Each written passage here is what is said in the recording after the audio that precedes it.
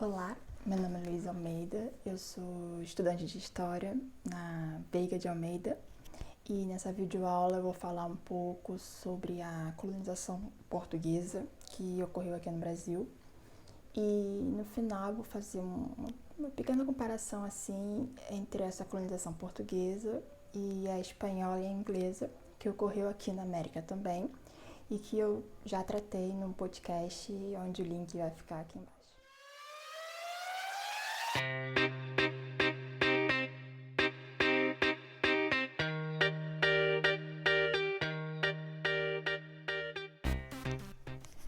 Os portugueses, eles chegaram, né, não descobriram, eles chegaram, né, ao Brasil, né, 22 de abril de 1500, e eles tiveram logo, assim, um primeiro contato com os indígenas aqui, né, que era a maioria os tupis. Só que essa chegada deles, a gente pode dizer que foi um pouco frustrada, mas por quê, né, essa frustração? Porque os espanhóis tinham encontrado ouro, né, metais preciosos, aonde, né, na América. Então eles vieram com esse objetivo de encontrar esses metais, o que não acharam aqui, né? Eles chegaram e se mantiveram assim no litoral do Brasil, né? O Brasil é um território grande, então eles não tiveram essa felicidade, essa coisa de achar esses metais preciosos, né? Porém, eles tiveram conhecimento de uma árvore, pau-brasil, né, que deu nome ao nosso país, Brasil. E essa árvore, que era uma árvore típica da Mata Atlântica, ela se retira uma substância que ela tinge os tecidos de vermelho. Então, ela acabou sendo muito útil nessa comercialização, né, e útil para o uso na Europa. Então, começou a fazer toda essa exploração de pau-brasil, né? Os portugueses, eles usavam o escambo para conseguir esse pau-brasil. Eles ofereciam objetos por muitas vezes para eles não valiam de nada, tipo um vidro, coisa assim, que não era conhecida por os indígenas, e pegavam o pau-brasil para eles. E toda essa exploração do pau-brasil, tudo isso, ela ocorreu inicialmente com alguns comerciantes, alguns mercadores, que a coroa mandou para cá, onde eles criaram feitorias, que eram alguns armazéns, né, para guardar essa madeira até chegar às naus.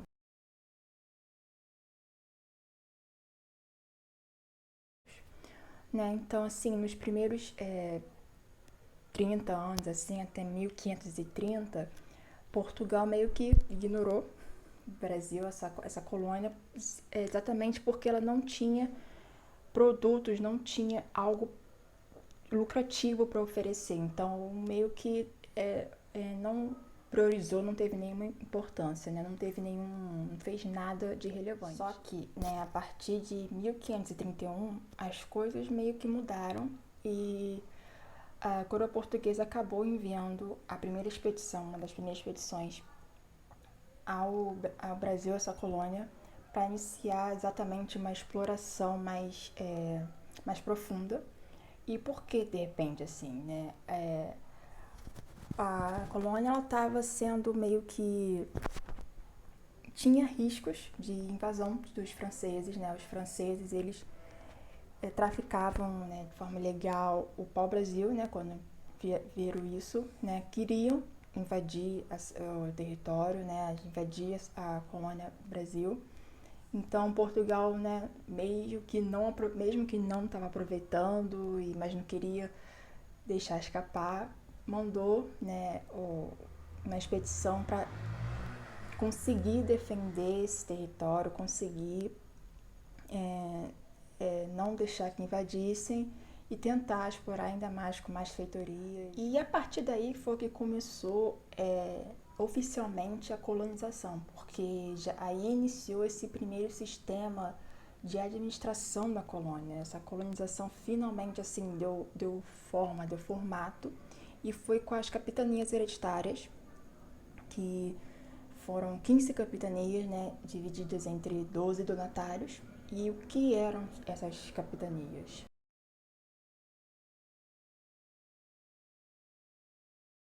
As capitanias hereditárias eram pedaços de terra que a coroa simplesmente dividiu, pedaços assim de forma aleatória, sem considerar uma divisão já estabelecida pelas tribos indígenas que existiam ali. Então vai ter problemas depois, né? Porque tribos inimigas vão ficar no mesmo lugar, tribos amigas vão ficar em lugares diferentes, assim, uma bagunça total que vai ocorrer. Então essa coroa dividiu o território e doou esses pedaços de terra a pessoas, né, a portugueses. Só que assim, né, quem queria sair de Portugal, que na época, né, Europa, tinha alguma coisa e vir para o Brasil onde não havia nenhum progresso, não tinha algo, algo além de mato, né?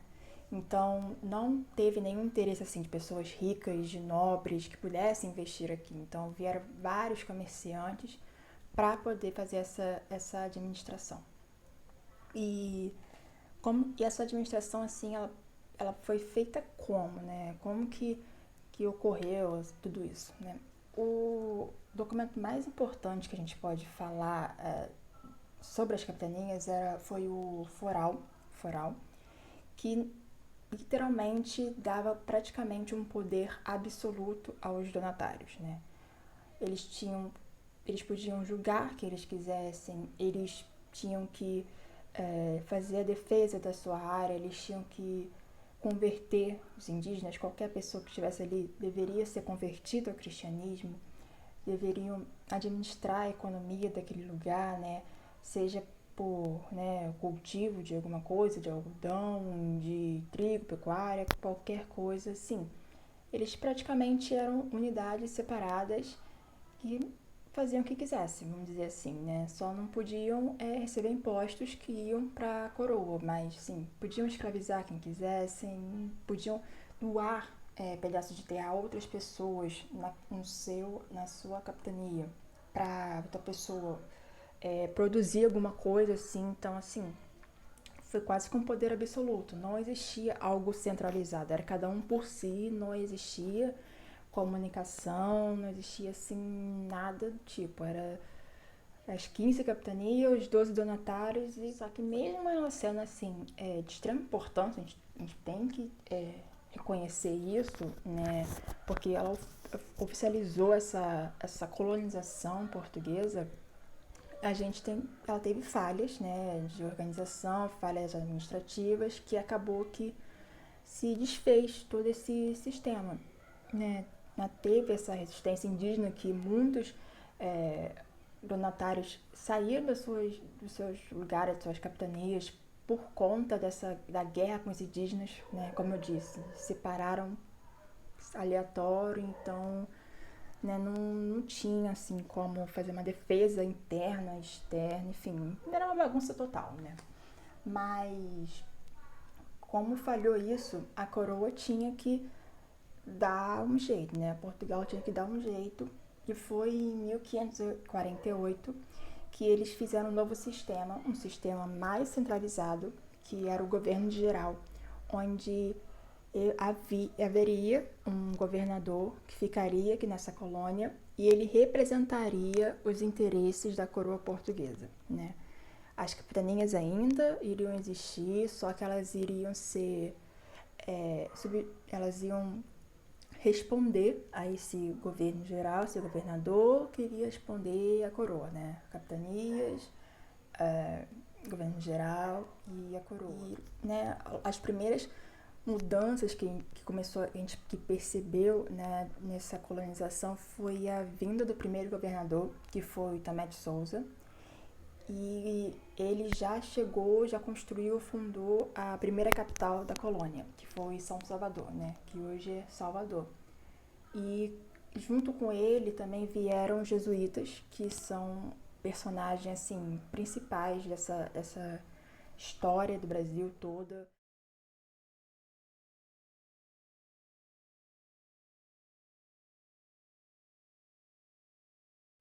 por várias questões, principalmente, inicialmente com essa cristianização, converter os indígenas ao cristianismo, né? Eles defendiam essa conversão, para eles os indígenas não deveriam ser escravos, eles deveriam ser convertidos, eles tinham alma para serem salvas, de acordo com os indígenas, né? Com os jesuítas, desculpa. E essa influência dos jesuítas não foi só essa parte religiosa, foi também cultural e intelectual, porque durante séculos Brasil colônia não tinha universidades, livros, nada assim de discussões fora desse campo religioso, cristão, nada. Não havia, era pobre intelectualmente, vivia nessa ignorância. E a gente, né, como que essas capitanias, esses donatários, eles foram importantes para a colonização portuguesa, né? Porque foram eles que trouxeram o açúcar, foram eles que impulsionaram essa economia do açúcar, né? Porque o açúcar ele já era cultivado em outras colônias de Portugal, né? Como na Ilha da Madeira. Então eles trouxeram colonos de lá que já tinham esse manuseio dos engenhos de açúcar para poder fazer o cultivo daqui. Mas por que eles trouxeram esse açúcar, né? Porque por lei, na época, não podia fazer a exploração de pau-brasil, né? Lembra que o pau-brasil foi o primeiro e principal produto de exportação, de comercialização da colônia.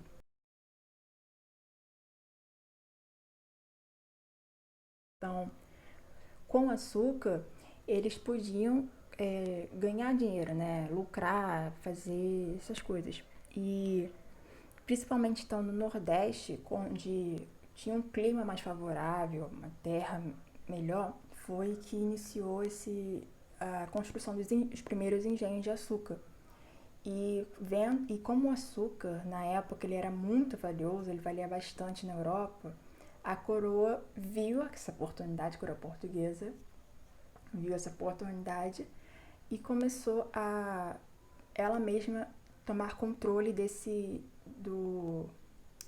economia que vinha com açúcar. Então, ela que controlava o cultivo, controlava a colheita, controlava o transporte e até a venda, né? Então, o açúcar, nos primeiros anos assim, de colonização portuguesa, foi um dos principais produtos que envolveu toda essa economia, né?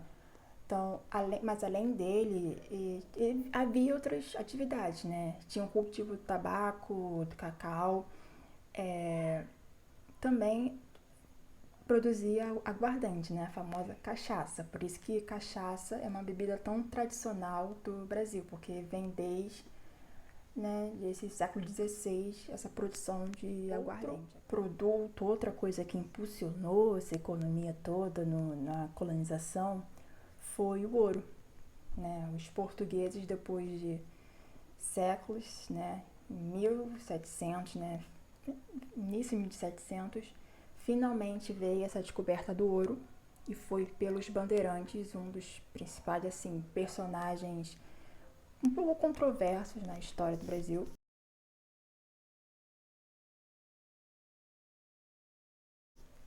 que decidiram, os bandeirantes, explorar o sertão, explorar o interior do Brasil, né? De São Paulo, Minas, Goiás.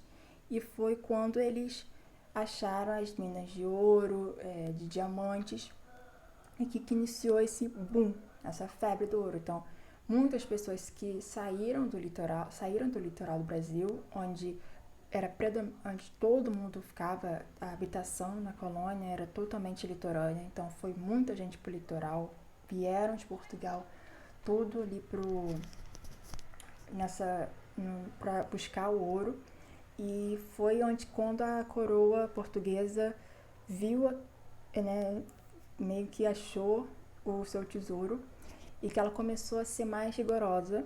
Ela tentou pôr uma ordem maior, tentou administrar melhor, tentou ter um poder maior para poder fiscalizar aquele ouro que ela via que pertencia a ela e foi onde que economia, circulação de moeda, tudo aquilo começou a acelerar ainda mais.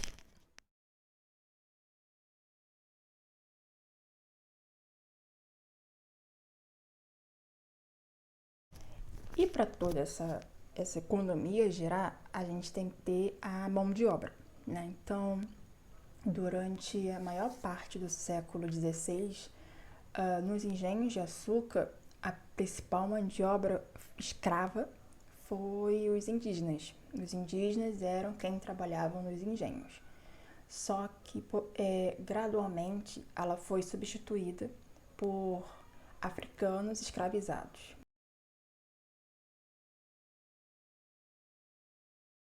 Mas por quê, né? Existe toda essa narrativa, essa coisa de que índio era preguiçoso, tudo mais. Não, não, não, gente. Havia uma alta mortalidade de índio, dos indígenas, e eram difíceis de ser substituídos. Então, os africanos, eles vieram para ser essa mão de obra escrava porque, primeiro, eles já eram usados como mão de obra nos engenhos de açúcar em outras colônias de Portugal. Então, eles já sabiam como fazer esse trabalho, né? E eles eram um objeto, eles eram uma coisa, eles eram barato, eles eram lucrativos. Então, todo o tráfico negreiro, todo o tráfico de africanos era lucrativo para os senhores de engenho, para os comerciantes, para os traficantes e para a coroa.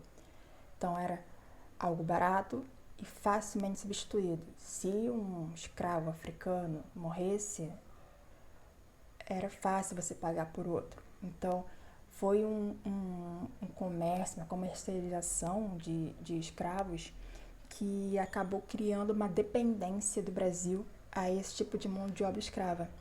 Tanto que até hoje a gente sente esses efeitos, né, sociais, morais, políticos, econômicos dessa mão de obra escrava que só parou, assim, do século XVI só parou no século XIX, né? Então foi... E esses escravos, né, além dos engenhos de açúcar, também foram trabalhar nas minas quando descobriram o ouro. Existiam escravos que eram domésticos, escravos artesãos, escravos que ficavam no campo, africanos. Então, a sociedade no Brasil colônia, né, tinham os senhores de engenho, os comerciantes, né, e os escravos africanos, onde tinha uma grande parte, onde faz parte dessa população, né? A gente diz que o Brasil ele foi erguido, construído, formado por mais de 6 milhões de escravos africanos e mais de 3 milhões de escravos africanos mortos, porque muitos morreram durante a travessia, muitos morreram chegando aqui. E a história do Brasil, né, é ensinada a gente muito que essa coisa que o índio era preguiçoso para trabalhar e o escravo africano não resistiu a essa escravidão. Não existe isso, né? Onde houve escravos, houve resistência. Houve resistência indígena em todas as colônias, em todas as colonizações. Houve resistência dos escravos africanos em todas as colonizações.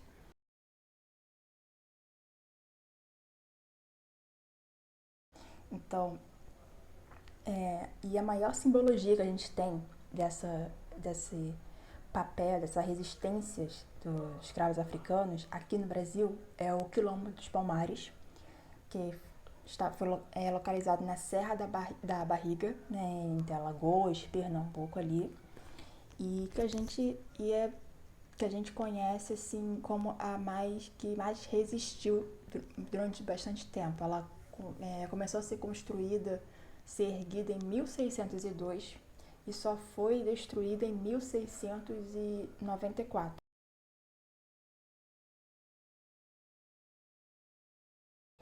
Né? Então, mais de 20 mil pessoas moraram ali, né? Não só africanos escravizados que fugiram, mas também pessoas brancas fugidas de alguma coisa, indígenas fugidos.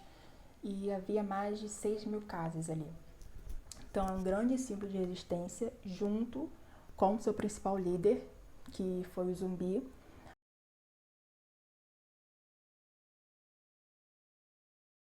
Que é um personagem, eu não digo controverso, mas é um personagem que nós não sabemos oficialmente sua história.